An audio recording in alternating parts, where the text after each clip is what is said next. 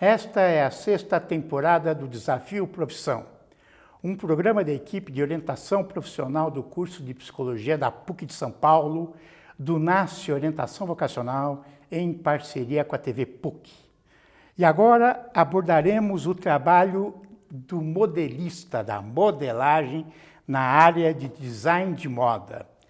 E para isso está aqui a Ana Paula Mendonça Alves, que é graduada em Design de Moda, habilitação em modelagem pelo SENAC de São Paulo. É mestrando em Design na Universidade em Morumbi. Atuou como modelista em marcas como Zump e Zidi e possui ateliê próprio de desenvolvimento de vestidos sob medida para noivas. Eu agradeço a sua participação. Eu agradeço o convite, obrigada. Podíamos iniciar com uma situação inusitada, até engraçada, a respeito do trabalho deste profissional. Bom, quando a gente fala que a gente trabalha com moda, geralmente a pessoa pensa que você está o tempo todo elegante, sob o salto, bem arrumada, maquiada, e não é bem assim. Principalmente quando a gente trabalha com indústria, com fábrica, a gente está com a nossa calça jeans, a gente está trabalhando normal, de tênis, está tudo certo. Não precisa estar trabalhando no salto e arrumado o tempo todo, não precisa ir para aula às 7h30 da manhã, como se fosse para festa, está tudo certo. Quando a pessoa já tem um pouco de intimidade com a gente, aí o que eles pedem para fazer barra de calça. Aí a gente faz a barra de calça, todo mundo tem máquina em casa, sabe fazer a barra e tá tudo certo. A gente faz a barra de calça de todo mundo.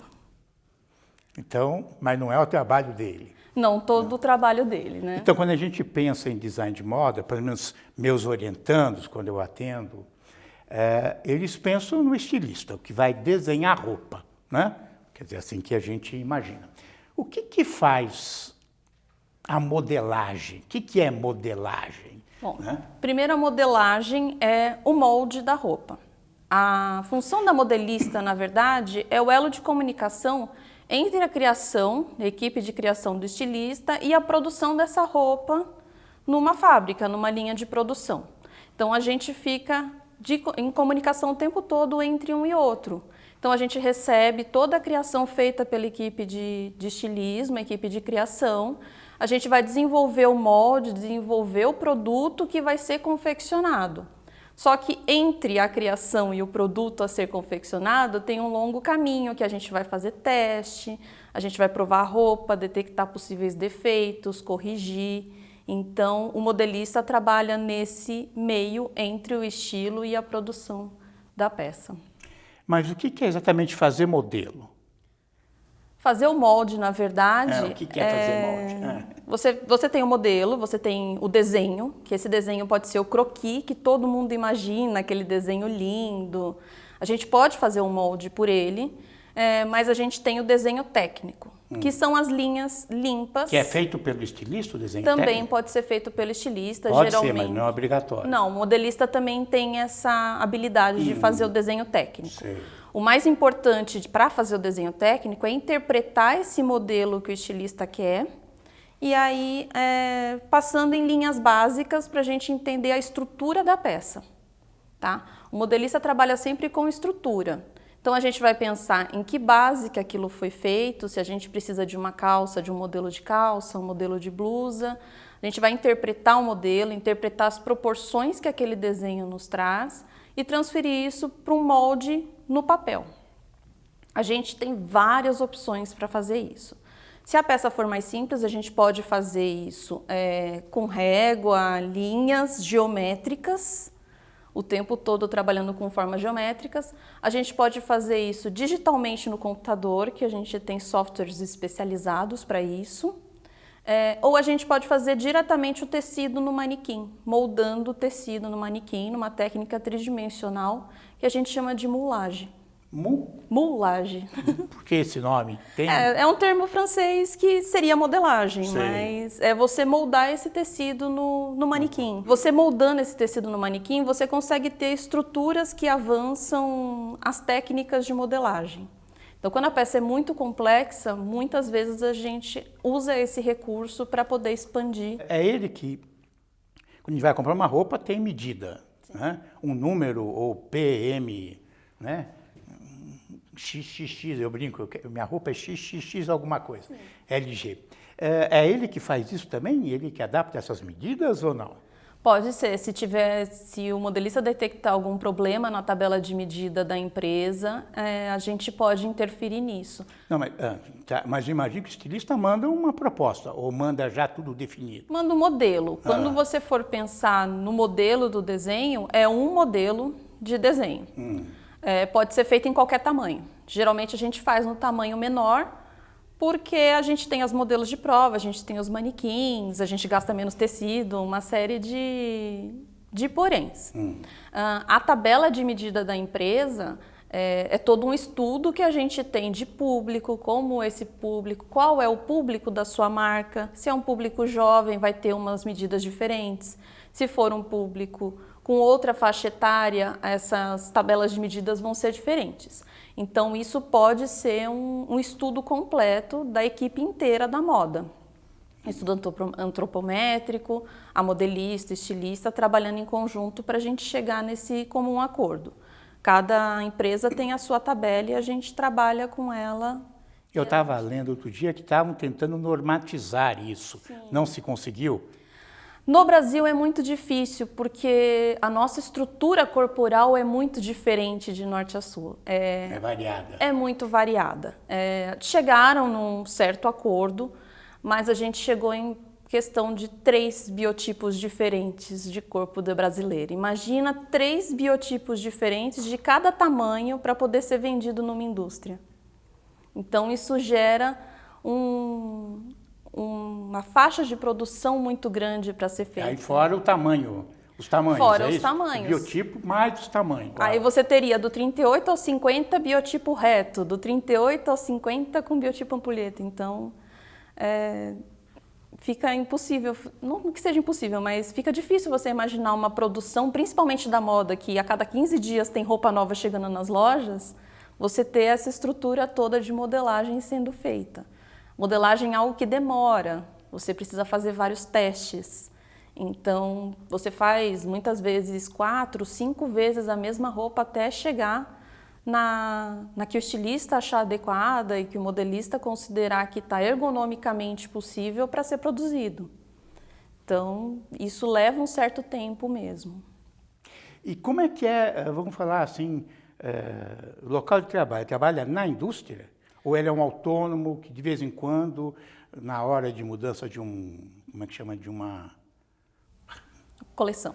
De uma coleção, que momento que ele... Tem várias opções. Tem um modelista profissional que só trabalha com software e ele é procurado pela indústria só para trabalhar com software específico. Se você estiver trabalhando num ateliê, você vai trabalhar com todos os processos e você vai ficar lá dentro o tempo todo. Você pode trabalhar com figurino, que aí você está naquela produção do figurino até o momento de começar em cartaz. Você pode fazer no teatro, cinema, televisão. Você pode trabalhar com reforma do figurino. Você pode receber esse figurino para fazer alterações, ajustes, restauração desse figurino. Você pode pegar períodos temporários, vai ter São Paulo Fashion Week, a gente precisa de reforço para trabalhar, senão a gente vai vir à noite e não vai dar conta, porque tem um período exato. Então, contrata mais pessoas, elas ficam 1, 2 semanas, fazem aquela força-tarefa e podem trabalhar dessa forma tranquilamente. Podem trabalhar em casa, a pessoa recebe o modelo, entrega o molde pronto com uma peça de teste.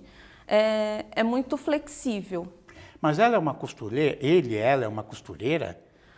Não necessariamente, porque a gente nem consegue dar conta de fazer as duas funções. Sei. Mas, se for preciso, a gente costura sem problema nenhum. Se estiver trabalhando no ateliê próprio, como eu faço, é o processo inteiro. Molde, costura, bordado, faz todo o processo. Se for indústria, é tudo setorizado. E o molde é para uma roupa só? O molde, eu vou pegar imagens que eu tenho na cabeça, né? Sim. É aquele papel, né? Que tem um recorte da peça, de uma manga. É isso que ele faz? É isso. Ele faz aquele papel, aquela cartolina. A gente projeta a roupa inteira, divide ela em pedacinhos que vão ser costurados Então, todo o recorte que tem, toda a costura que tem na peça é separada por moldes. Então, a gente tem tudo separado, tudo tem um porquê. Todos eles têm informação, porque não adianta ter um pedaço de papel jogado no meio da fábrica. A gente precisa colocar toda a história do molde, avisar. A gente precisa escolher os acabamentos que vão ser usados na peça, porque isso interfere diretamente como vai ser feito o molde. Sim. Então, no momento que a gente está fazendo o molde, a gente já está escolhendo que acabamento vai ser feito, como isso vai ser costurado, por que a gente vai usar esse tipo de acabamento, porque isso pode interferir até no custo da peça. Então, a gente tem esse pensamento linear total de um projeto. Então, diríamos que ele também é um engenheiro de produção. Quer dizer, ele tem que saber produzir, né? E administrar a forma para sair se gastar menos, com lucratividade, enfim, ele tem essa noção. Sim, tem que ter essa noção, inclusive de que esse produto vai vir para um usuário e a gente tem que pensar na mobilidade desse usuário.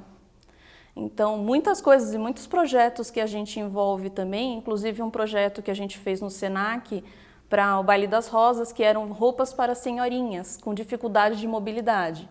Então, as alunas tinham que pensar nisso. Tinham senhorinhas que usavam cadeiras de roda. Como que a gente vai fazer um vestido para essa senhorinha conseguir se vestir sozinha, eventualmente? Então, a gente tem sempre que pensar nesse projeto de roupa como o caminho final do usuário. Como que ele vai vestir isso? Como ele vai usar essa peça? Então, a gente ter pensar um todo mesmo. A cabeça vai além.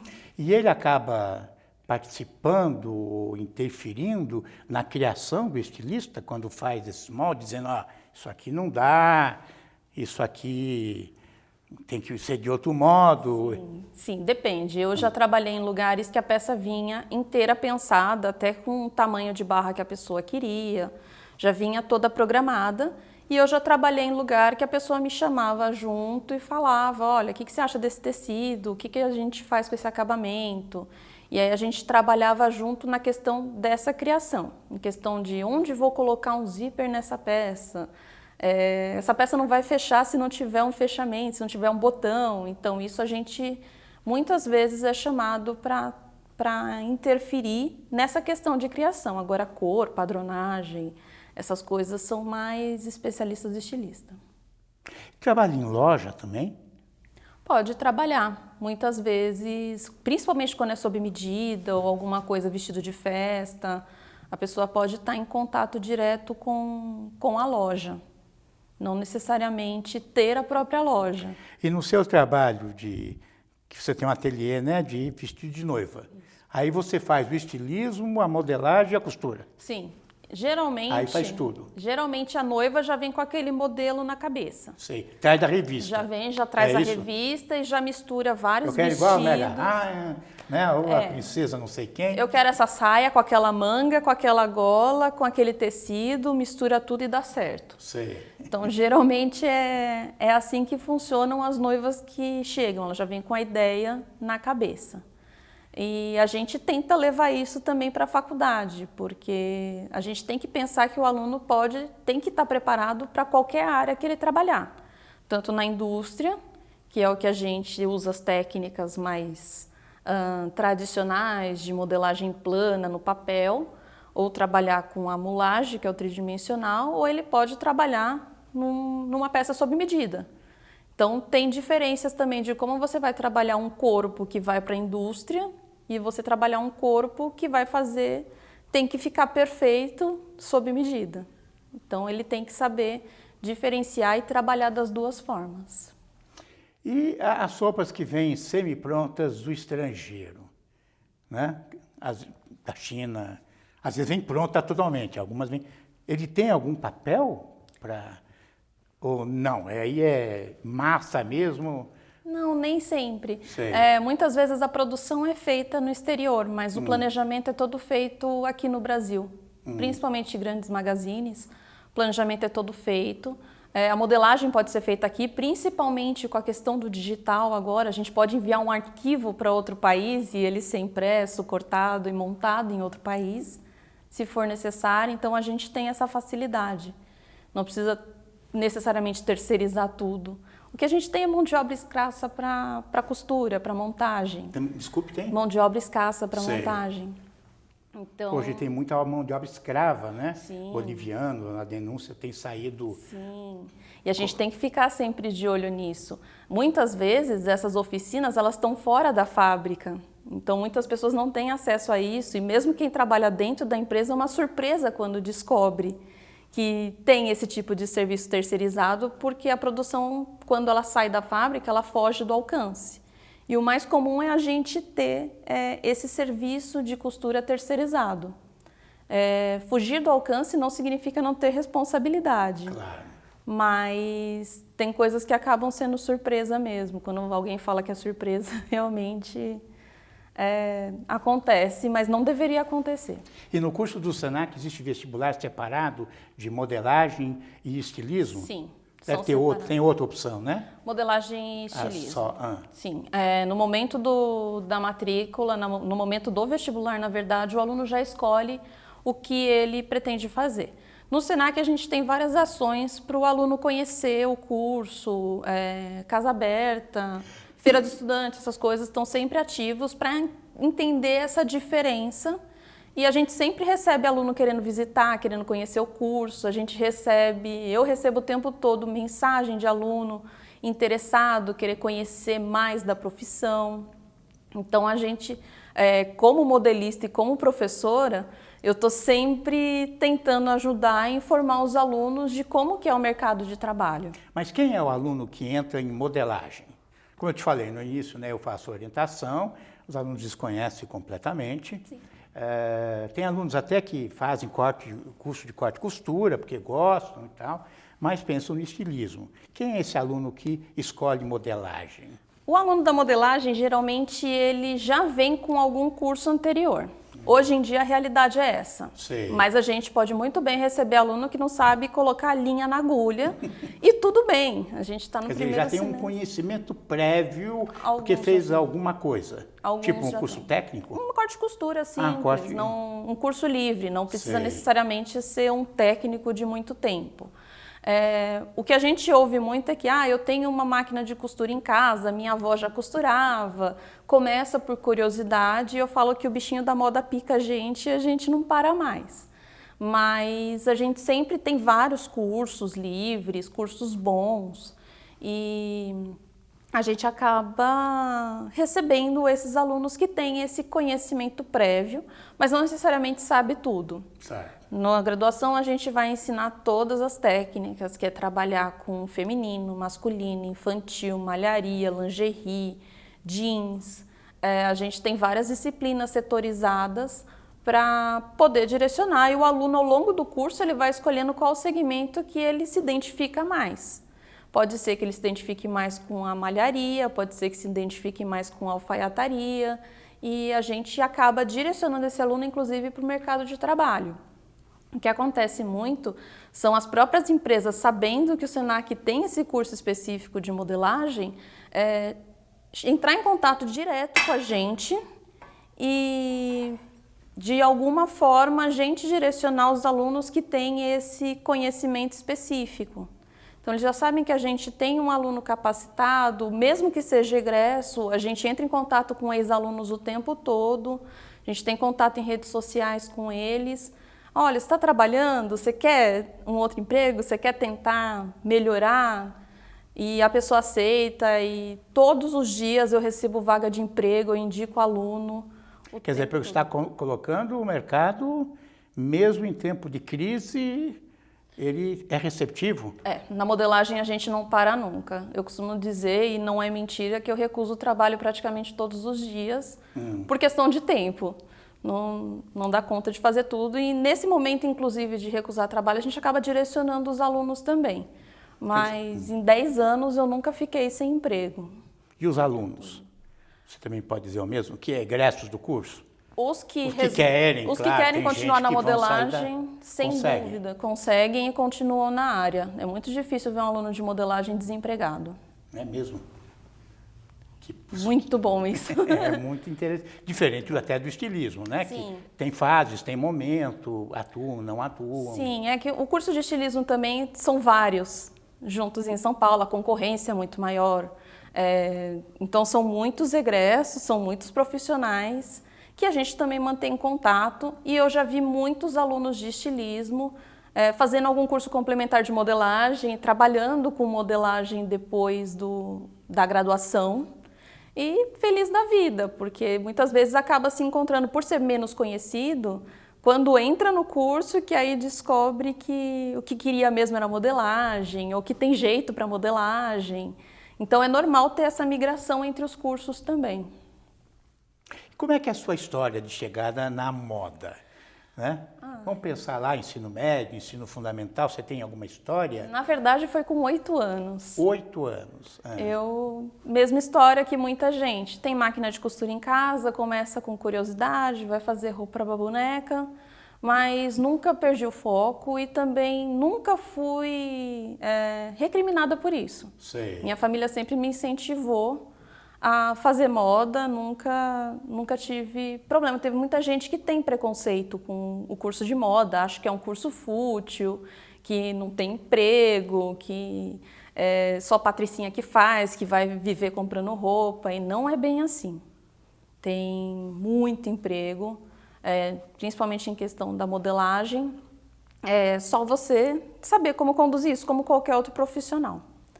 E eu já sabia o que queria, já tinha feito o curso de corte e costura, já sabia, eu fui direto fazer Senac, estudei no Senac porque eu queria modelagem, já sabia o que eu queria.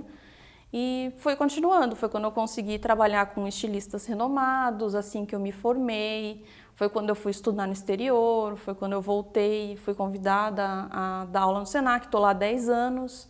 Então a gente constrói toda uma carreira, mas mesmo assim a gente não deixa de trabalhar com o público. Acho que o mais importante de dar aula é não deixar esse mercado de trabalho de lado, a gente tem que estar sempre atualizado. Quando é uma área que existe preconceito, principalmente de uma parcela da população, né?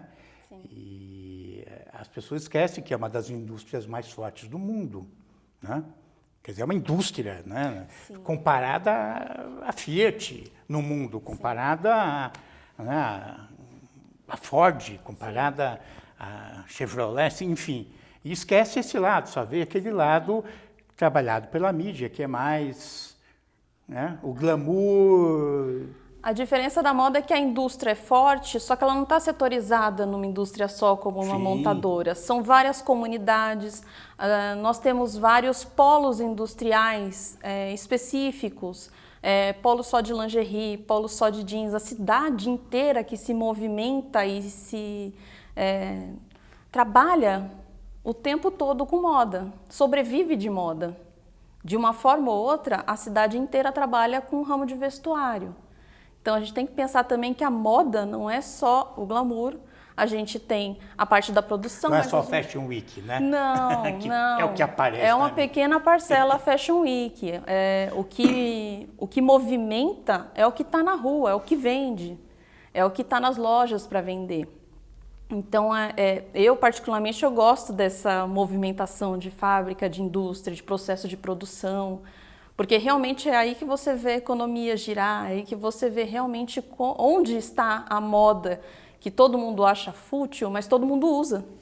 Não tem uma pessoa que não tem. Quer dizer, mesmo que você compra uma roupa num grande magazine, numa grande loja, né? Você está consumindo moda. Você está consumindo moda e alguém pensou nela, alguém fez o modelo, assim que a gente fala? Fez o modelo. Fez o processo de produção, fez tudo o projeto. E em última instância você chega lá, né, na fazenda de algodão ou Exatamente. no petróleo, ou, né? Sim. Está tudo interligado. Está tudo interligado, com certeza. Como é que é, para a gente, encerrando a entrevista, o aspecto de criação dentro da modelagem? Ela existe? Existe. Inclusive, o aluno de estilista, se ele tiver habilidade com modelagem, ele pode trabalhar criando e modelando ao mesmo tempo. É o que a gente chama de modelagem criativa. Então, você não tem um desenho, de fato, mas você tem o manequim como suporte, você tem o tecido que você quer e você pode trabalhar sobre o manequim e daí vem a forma que você pode criar. No seriado, não sei se você teve a oportunidade de ver, Entre Costuras, que está no Netflix, Netflix, sim. aparece muito essa situação, né? Sim. A criação... Sim, ela é muito comum quando a gente está trabalhando em ateliê. A gente ainda precisa, e a modelagem digital possibilita isso um pouco, da gente trabalhar isso, de uma forma de trabalhar isso em grande escala. A modelagem criativa, a gente trabalhar com novas peças, ter essa receptividade do público, de ter uma modelagem diferenciada, que saia do óbvio. A gente tem possibilidade disso, a gente tem potencial para isso, a gente precisa trabalhar essa questão de ter essa criatividade mais aflorada. E como é que é o ritmo do trabalho? A jornada é muito intensa? Muito intensa, é mesmo? Muitas vezes, porque a gente não sabe o que pode acontecer com uma modelagem. Pode ser que a gente monte a peça inteira e tenha alguma coisa errada e a gente tenha que refazer tudo do zero. É muito comum, não que seja certo, mas é muito comum a gente virar noites trabalhando, principalmente quando a gente tem aquele prazo para entregar. Então, a gente tem que voltar e como a gente está trabalhando com testes, pode ser que alguma coisa dê errado. A gente tem que pensar muito no fator do maquinário, que pode dar algum problema também, que pode acontecer, e o fator humano. Costurar consome muito esforço físico, apesar da gente ficar sentado o tempo todo. É muito comum quem costura ativamente ter problemas de coluna. Doenças profissionais. A gente tem que pensar nas doenças profissionais. Se a gente trabalha com um cronograma apertado, e aí o que acontece? Vai lá e deu problema na coluna, a pessoa não consegue costurar e a gente fica sem a roupa. Não pode pensar nisso. A gente tem que ter um cronograma de planejamento, mas mesmo assim a gente tem que prever esse tipo de trabalho. Se for trabalhar com bordado de pedraria, pode demorar horas, dias, meses um vestido. Então a gente tem que prever, apesar de ter essa margem de erro, a gente tem que prever que tudo leva muito tempo mesmo. Para ser modelista precisa ter paciência. Deu problema, a gente começa de novo, senta, toma um suquinho, volta, não tem como fazer molde, não tem como costurar nervosa, tem que estar tranquila porque realmente demanda de uma certa forma muito esforço mental. A gente precisa estar raciocinando o tempo todo a ordem de montagem da roupa para a gente não ter que ficar descosturando, ter que ficar refazendo. Então, sim, demanda muito tempo. Eu agradeço as contribuições e até o próximo Desafio Profissão.